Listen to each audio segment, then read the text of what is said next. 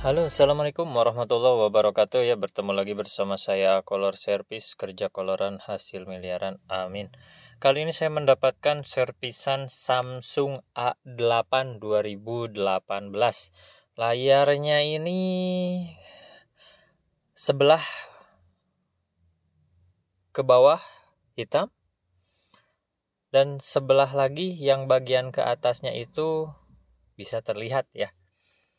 Dan ini bisa dipastikan memang LCD-nya. Kronologi menurut yang punya, ini tiba-tiba aja gitu ya. Tidak kena air, tidak terjatuh, tapi tiba-tiba aja. Tapi melihat kondisinya ini bisa dipastikan LCD-nya bermasalah ya. Dan untuk lebih pastinya kita coba tes dengan LCD yang baru. Nah, untuk proses pembukanya ini bagian belakangnya menggunakan lem. Lem originalnya cukup keras juga. Bagian pinggirnya ini cukup mudah dibuka, tetapi yang di dalamnya ini cukup keras. Kita hati-hati saja bongkarnya. Kita bisa panasi dulu pakai blower, ataupun kita bisa langsung congkel kemudian kita pakai cairan thinner, MGR, kontak cleaner, apapun itulah namanya, cairan untuk menghancurkan lem ya, dan yang aman untuk cat, dan yang aman juga untuk ke mesin ya. Untuk penggunaan cairannya jangan terlalu banyak, secukupnya saja, karena kalau terlalu banyak, terlalu banjir, nanti merembes kemana-mana, takut mengakibatkan apa-apa ya. Nah, di sini pelan-pelan saja, agak kalau ada yang masih keras, tetesi lagi cairan, mau di blower dipanasi juga boleh. Pelan-pelan saja. Biasanya sih trik di handphone ini dalam membuka, baik itu casing belakang, LCD, mesin, backdoor, atau apapun itu di bagian handphone, kalau kita sudah menemukan keras yang cukup keras, yang membutuhkan tenaga ekstra, biasanya jangan dipaksakan ya. Biasanya ada bermasalah ya, ada baut atau ada apa. Nah, ini sudah terbuka. Sekarang kita lanjut buka seluruh bautnya, dan ini untuk trik membuka baut ya. Untuk di handphone tertentu yang ukuran si panjang bautnya itu sama, kita bisa dikumpulkan dalam satu wadah, dikumpulkan dalam satu titik, itu bebas-bebas aja ya. Tapi terkadang di beberapa handphone dan beberapa tipe handphone itu ada baut yang ukurannya beda-beda, yang bisa mengakibatkan fatal. Kalau misalnya kita nanti salah pasang, bisa nembus ke LCD dan akhirnya nembok ya. Jadi ini cara yang saya gunakan. Ketika baut yang kita ambil dari pojok kanan atas, kita simpan juga di luar, di meja, di karpet servis di pojok kanan atas. Begitu juga yang lainnya ya. Nanti kita pasangnya juga seperti bentuk yang telah kita bongkar tadi. Kebetulan ini sih sebetulnya sama ya bentuknya, sama semua, jadi bebas. Kalau pindah-pindah posisi juga nggak apa-apa ya. Cuman di beberapa bagian, maksudnya di beberapa tipe handphone, di beberapa merek handphone, ada yang ukuran bautnya itu beda-beda ya, yang bisa mengakibatkan bautnya nembus ke LCD atau nembus ke misalnya layer PCB, bisa mengakibatkan fatal ya. Apalagi di iPhone banyak sekali ya kasus gara-gara salah ukuran. Oke, sekarang sudah ada LCD baru, kita tes dulu ya. Kita nyalakan on off-nya dengan pinset ya, karena memang harus dipasang ini kalau untuk menyalakan normal dari tombol on off. Oke, kita tekan itu, sudah menyala. Kita akan tes dulu apakah ini LCD-nya bagus atau tidak, dan usahakan kalau bisa kita ngetes LCD di grosir atau yang dari belanja online juga, kita tes, jangan dulu buka segel itu kalau kita ada waktu bisa dites lebih dari 15 menit lah ya.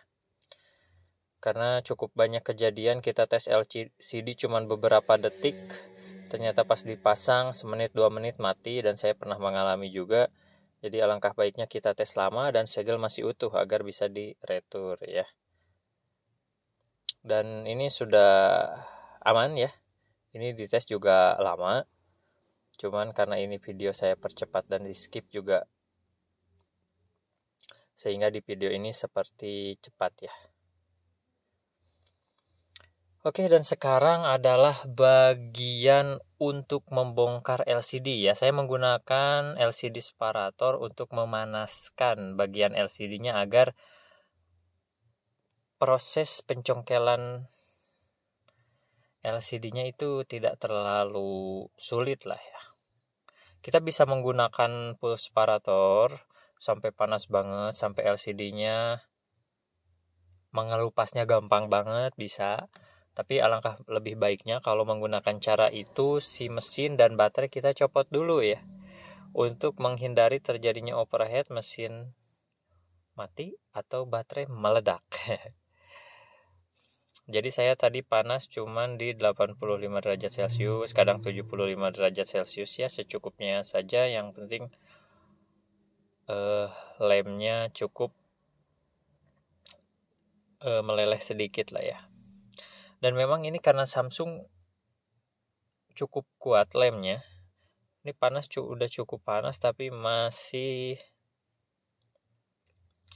kuat ya. Dan saya ada 3 jenis cairan yang saya gunakan. Ada thinner, saya menggunakan cap laba-laba ya. Dan ada juga MGR, saya tinggal sedikit lagi saya coba. Dan saya juga baru beli itu kontak cleaner. Dan dari ketiganya sih menurut saya, kalau dari MGR aromanya cukup kurang enak. Istri saya sering komplain karena katanya pusing ke kepala. Thinner juga sama.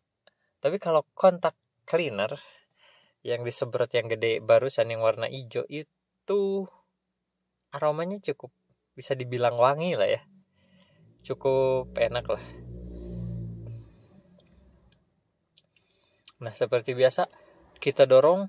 Kalau misalnya keras, kita tambah lagi cairan, goyang-goyang, dorong lagi. Triknya seperti itu, dan diperhati-hati terhadap fleksibelnya ya. Dari mana kita tahu posisi fleksibelnya agar pembongkarannya tidak melukai fleksibel LCD ya? Kita bisa melihat gambar LCD-nya. Kita juga kalau misalnya sudah belanja spare part, kita bisa bandingkan dengan LCD yang baru, bagian mana saja yang jangan kita sentuh untuk mengamankan LCD-nya ya. Kalau misalnya LCD-nya masih bagus atau touchscreen-nya masih bagus, cuman karena ini udah jelek, jadi kita bisa bongkar seenaknya saja juga nggak apa-apa lah ya. Nah, setelah terbuka seperti ini, selanjutnya jangan lupa kita rapihkan seluruh lem yang masih menempel ya. Karena lem-lem ini kalau tidak dibersihkan juga akan mengganjal pas pemasangan LCD yang baru. Dan ini saya menggunakan LCD kualitas OLED.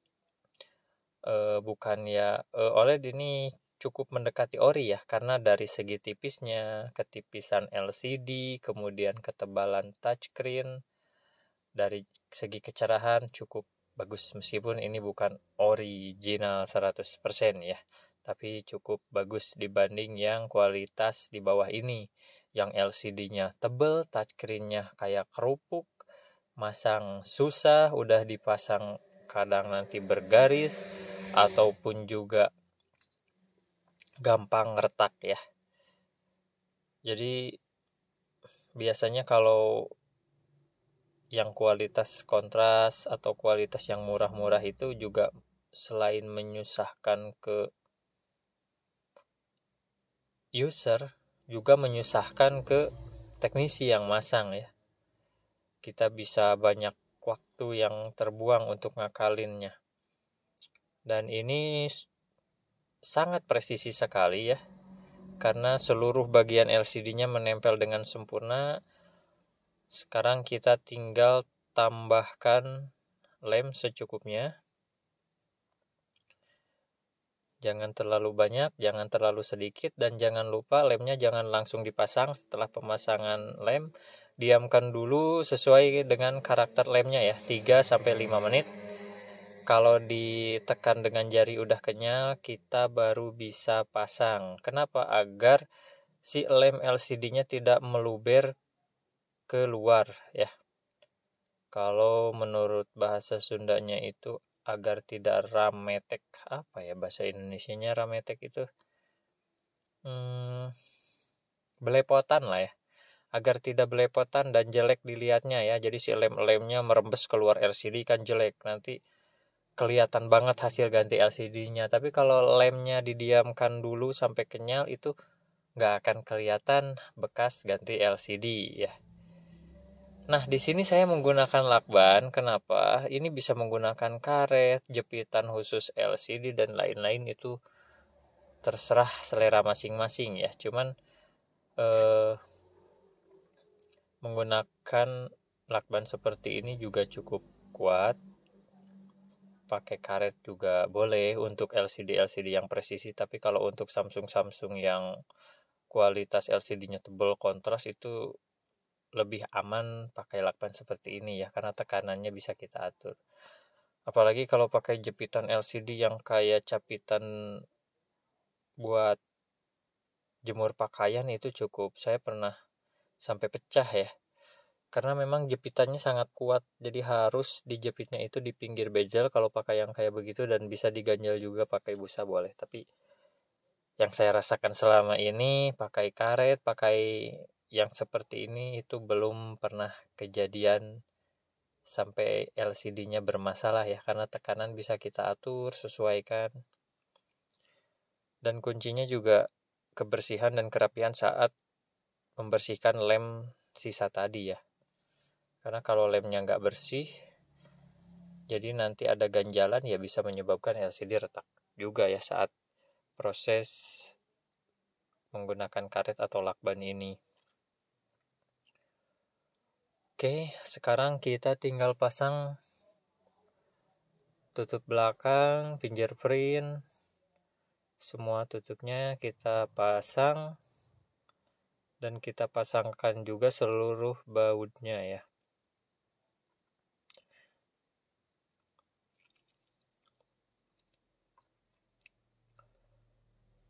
Dan untuk bagian belakangnya ini juga sama dengan bagian depan ya, dengan LCD tadi pakai lem. Untuk bagian belakangnya juga ini sama, menggunakan lem juga.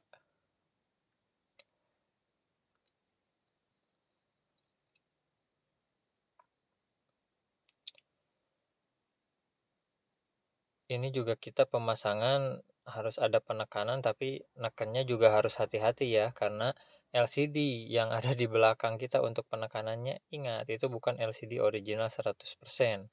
Terkadang kalau kita terlalu kuat, apalagi jari-jari kita berada di LCD-nya, bisa menyebabkan garis-garis atau apa ya bermasalah. Jadi usahakan jari-jari saat menekan bagian penutup belakang ini, tekanan kita ini ada di pinggir-pinggir LCD-nya, di bezelnya ya, itu kuncinya. Jangan kita sampai tekan di bagian tengah LCD-nya, itu bisa cukup fatal ya. Nah, oke, sudah selesai. Kita tinggal pasang semua bautnya. Dan setelah pasang semua bautnya, kita tinggal kasih lem seperti LCD tadi. Pasang, kita kasih karet atau lakban lagi, dan tunggu 15 menit atau setengah jam, bisa langsung dikasih ke konsumen, atau bisa langsung dikasih ke konsumen dengan lakban atau karetnya ya. Oke, mungkin sekian dulu tutorial dari saya, semoga bermanfaat. Wassalamualaikum warahmatullahi wabarakatuh.